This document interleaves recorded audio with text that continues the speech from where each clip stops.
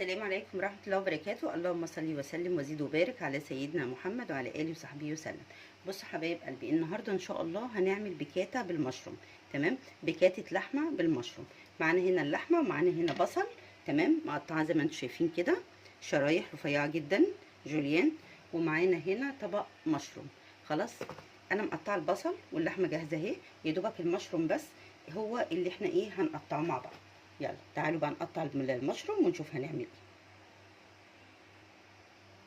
ايه يا حبايبي. بصوا بقى، عايزين نقطع المشروم. هل المشروم ده بيتغسل؟ لا طبعا. المشروم اوعوا تغسلوه، غسلتوه باظ. تمام، هيبقى عامل زي السفنجه، زي قطعه السفنجه كده. طب هنعمل فيه ايه؟ هقول لكم انا هنعمل فيه ايه. احنا دلوقتي قبل ما هنيجي نقطع المشروم هنمسك المشروم تمام كده ونمسحه. نمسحه بالمنديل بس، مش اكتر من كده يا بنات.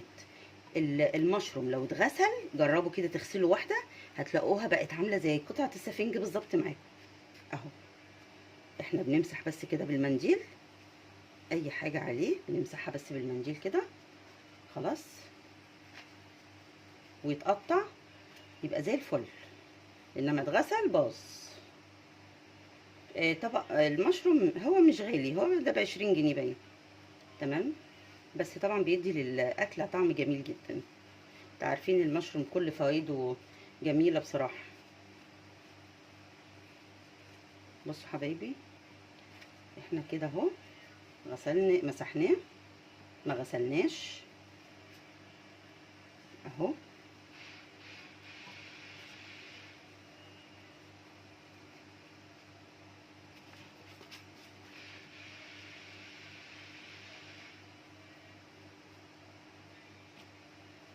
خلاص احنا كده خلصنا اهو الطبق اللي معانا. ماشي، هنقطعه بقى. بصوا يا بنات،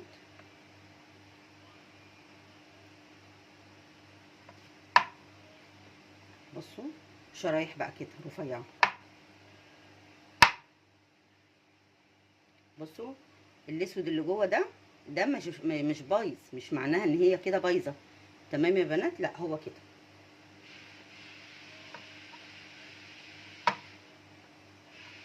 خلاص، انا هقطع بقى الكميه اللي معايا دول، الحبه دول، وهرجع لكم تاني نشوف هنعمل ايه.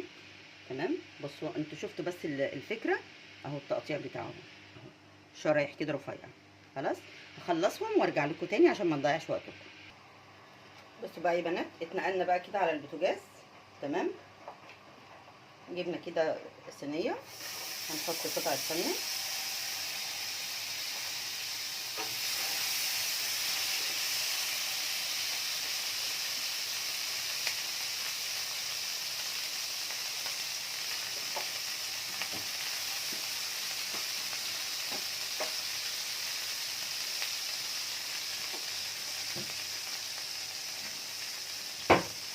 حط شويه زيت صغيرين جدا بس عشان ايه؟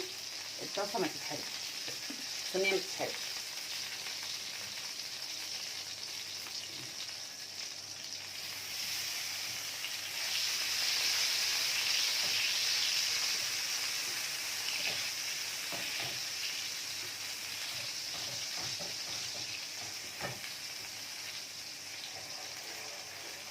بصوا حبايبي،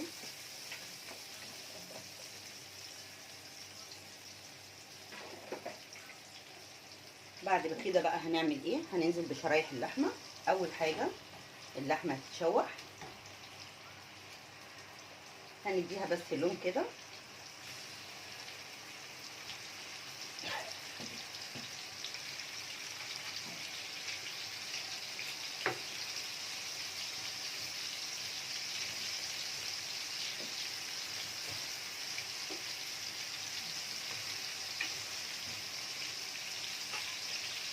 بصوا ما تقولوش الماده الدهنيه اللي انا حطاها كتير، لاني لسه هشوح المشروم والبصل، يعني بدل ما احط تاني فانا حطيت مره واحده.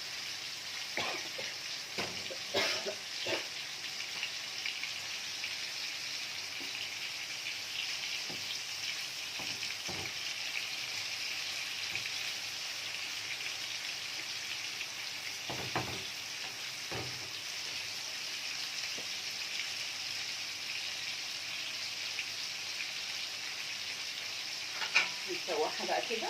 تمام.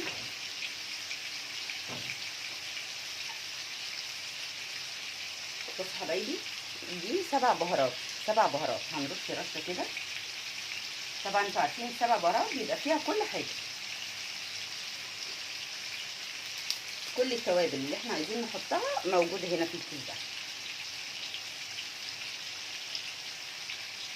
لما اقلبها الناحيه التانيه برضو هحط عليها.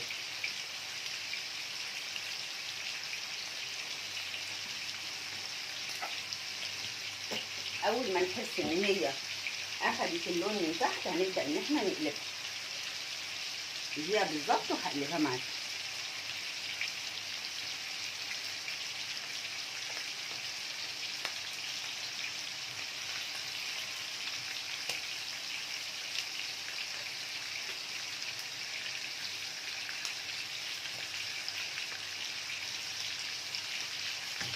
هنبدا كده. تمام اهو.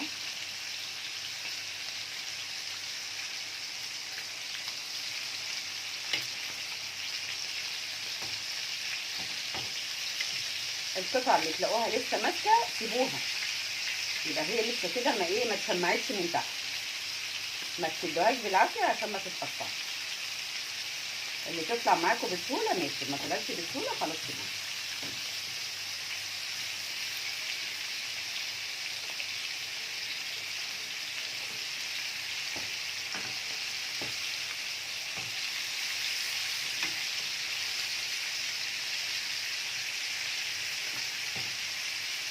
نجيب الشفايه اهي. بصوا يا بنات اللون ده كده.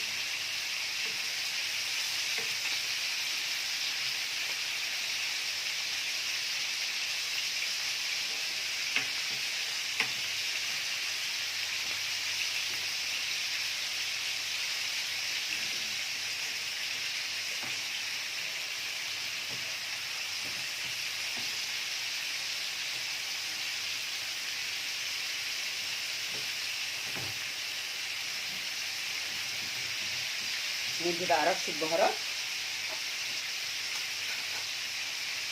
رشه من الناحيه التانيه كده.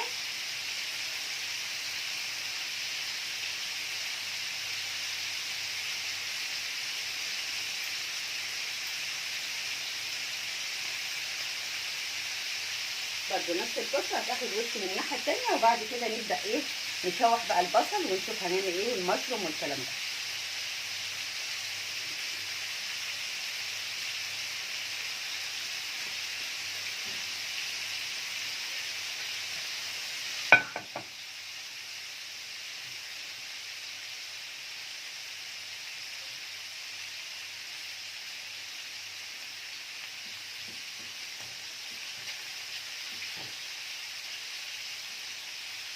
خلاص احنا كده ايه خدت اهي الناحيه التانيه. هنبدا ان احنا بقى نطلعها.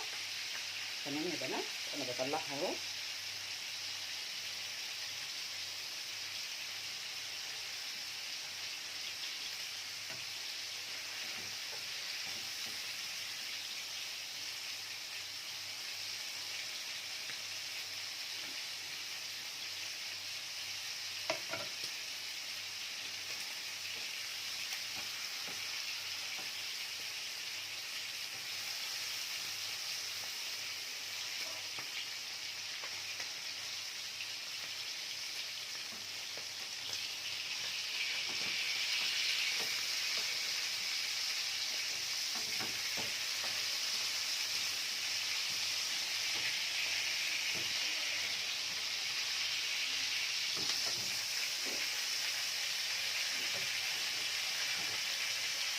بصوا اللون ده. تمام. هنعمل ايه بقى؟ هننزل بالبصل.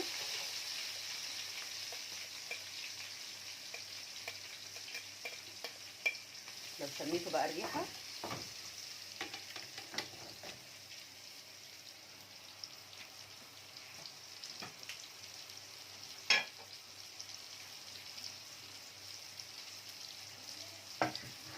شايفين يا بنات اللون ده؟ اللون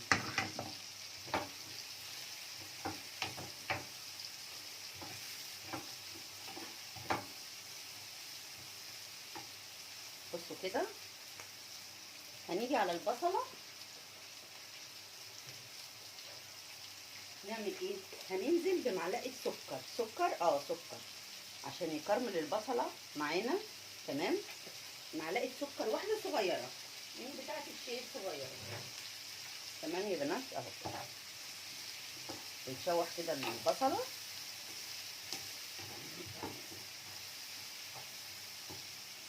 مجرد ان البصله تبدا تدبل معانا هنروح نازلين بالايه؟ بالمشروم. انا هشوح بقى البصله وهرجع لكم تاني ونشوف هنعمل ايه يا بنات. خلاص بصوا اللون ده كده، شايفين اللون ده المكرمل ده؟ تمام، هنبدا ان احنا بقى ننزل بالايه؟ هننزل بالمشروم بتاعنا.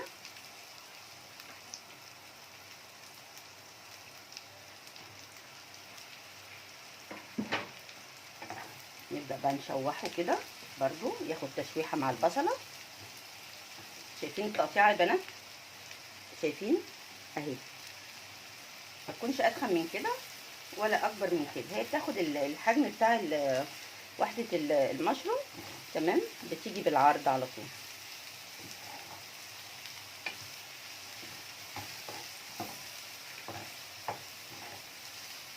هتاخد تشويحه بسيطه خالص وهننزل بقى باللحمه بتاعتنا.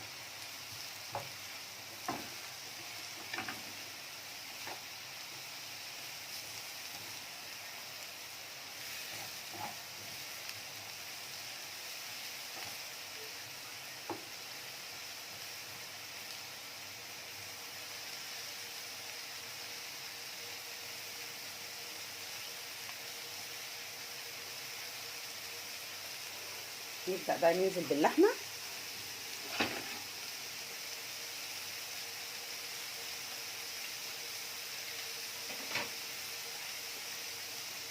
بسم الله الرحمن الرحيم. طبعا انتوا شفتوا انا حطيت البهارات، السبع بهارات فيها كل حاجه، فيها كل التوابل. انا مش عايزه اضيع طعم اللحمه، لا انا عايزه طعم اللحمه يبقى باين. تمام، مش كتر توابل. انا حطيت السبع بهارات فيها كل حاجه.